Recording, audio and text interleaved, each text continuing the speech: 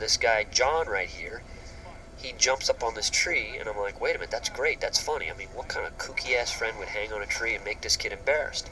So I wasn't gonna make this kid the geek, because I didn't want the geek. I wanted the geek who was sharp, who was witty, but was able to come back with humor. And right here with this whole coloring book thing, this is, I think, where you kind of fall in love with this kid. No, I the tone of this movie, where it was very edgy and hard, and then it had these funny kind of suburbia kind of touches. And that's a thing that everyone talks about, the tone of the movie. They love the tone of the movie, and that's what around the world, when I did press for this movie, everyone talks about the tone and how funny it is. Kind of what I like doing. It's movie. God, there was a lot of talk on the internet about movie. He won't know how to do this movie. He doesn't know anything about Transformers. Like Wrecking My Childhood, Death to Michael Bay. Boy, I had a lot of death threats, I must say. They even actually protested at one of my offices, but it was an office I had moved out 2 years prior, so, I guess they weren't that smart to figure out where to protest. But I remember listening to stuff on the internet. I would listen to some of their ideas that they would talk about, because fan support is very important, and I wanted them to be happy with Transformers, but I was trying to introduce a world of people that have never seen Transformers to this movie. And I think in a way it was better that I wasn't a Transformer fan, because I was able to make this movie more accessible and to the non-fan, I guess. So I must say right now I am a true Transformer fan. I've probably thought about robots more than anybody in the past year and a half. I've thought about robots more than anybody else on Earth for the past year and a half. Artwork that would leak. I mean, it was truly one of the most sought-after movies and talked about on the internet and that I can remember in a very long time. And our art server had 39,000 attempted hacks in the month of January in the year 2006. And we had to literally get like almost Pentagon-type quality encryption. They actually personally hacked into my personal computer, and they were able to steal one script. We know who stole it, and I was able to get the script back.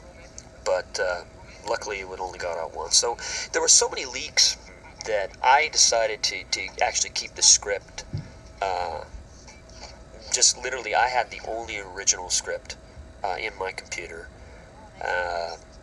and I was, certain actors had ones that are older, and everyone had coded scripts, and we collected all the scripts from the crew. We gave them out, they gave it back, and all those different measures. And there was one script, a very old script, that got out on the internet that everyone read and everyone kept commenting on.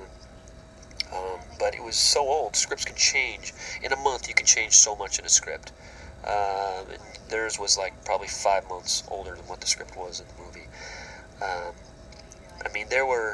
We had, in case the script got out, we had names of our robots, AKA names.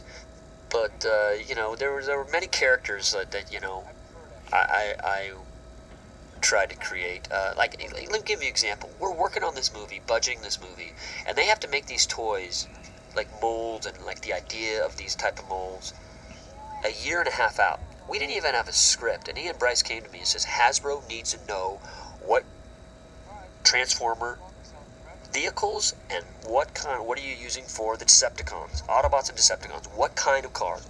And I'm like, literally I had to come to a choice with like, okay, I think maybe a tank.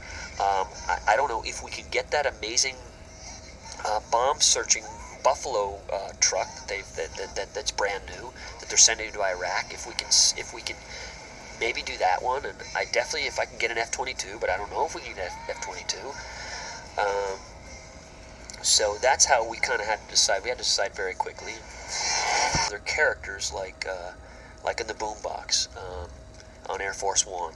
I like this kind of character, and I think if we do Transformers 2, we're going to have a lot more unique characters like this, but also bigger, and as you know, you can imagine where the mind can go here. I mean, I designed some with the artists, they some amazingly huge characters. It just got to be too big, too costly, too expensive, whatever.